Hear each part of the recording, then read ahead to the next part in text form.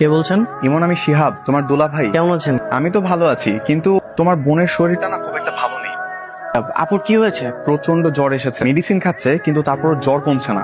ঠিক আছে মা। কিছু বলবি? মা, দুলাভাই ফোন দিয়েছিল, আপুর নাকি জ্বর। হ্যাঁ জ্বর, আমার সাথে কথা হয়েছে। তোমরা এখনো বাসাতে কেন? এখনো যাওনি?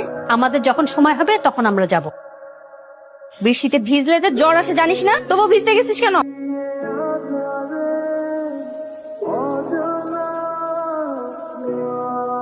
ইমন ভাই আসছে। হ্যাঁ আপু।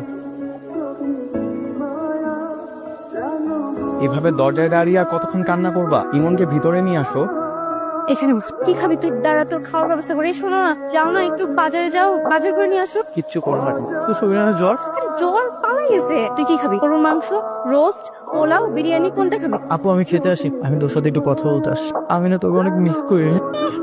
আসছে শয়তান একটা।